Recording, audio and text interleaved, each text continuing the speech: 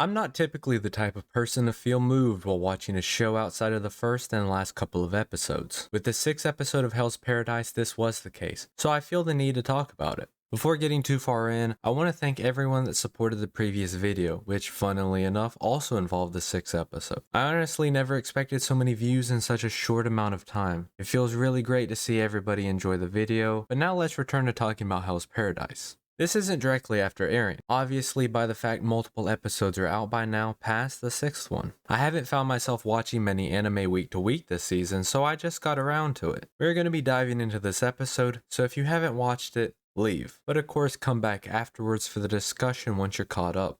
While many people may have seen the Heart and Reason episode and enjoyed it for the fighting and character progression of Sagiri, I saw this as an episode beautifully weaving Sagiri's story and Zen philosophy. Setting the stage, one of the most impactful books I've ever read has been Zen and Japanese Culture by Daisetsu Suzuki. Long before I knew what anime was, the pages opened themselves up to me like a tapestry that had long been folded, exposing me to a mindset very different than my own, and a fresh perspective to explain concepts I hadn't been able to grasp at the time. For me, Zen is about becoming unrestricted by the dualities of life in all forms by making use of enlightenment or satori. As Suzuki paraphrased Takuan's letter to Yagyu Tajima no Kami Minori concerning the relationship between Zen and the art of swordsmanship, mere technical knowledge of an art is not enough to make a man really its master. He ought to have dwelled deeply into the inner spirit of it. This spirit is grasped only when his mind is in complete harmony with the principle of life itself. That is, when he attains to a certain state of mind known as mushin, or no-minded. In Buddhist phraseology, it means going beyond the dualism of all forms of life and death, good and evil, being and non-being.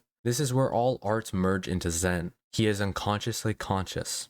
As you've listened to the letter, hopefully you can see the similarities to Sagiri's struggles in the episodes up to the end of this one. Unable to take the lives of foes or the condemned due to her inability to be in harmony with their emotions before death. This is referred to as tomaru, or stopping. When a swordsman's mind becomes attached to an object, it stops flowing and they cease to be the master. When the mind is fluid, you have no weapon, yet the weapon of the enemy is yours that defeats them. When you are in control, the opponent is their own enemy. When Genji calls out Sagiri's inexperience on the battlefield, and Senta lets us know that skill-wise she's amongst the strongest of the Yamada clan, this sets us up for an actionable moment where Satori can be realized. When Sagiri steps between Gabimaru and Rokurota, she meets the opponent with no thought of surviving. The storm of emotion is calmed to the state of mushin, and that's when Sagiri overcomes her personal struggles. It's possible that I'm reading too much into this episode's relation to Zen. However, three things convince me otherwise. In the previous episodes, we see statues and monsters that closely resemble Buddhist or Taoist figures,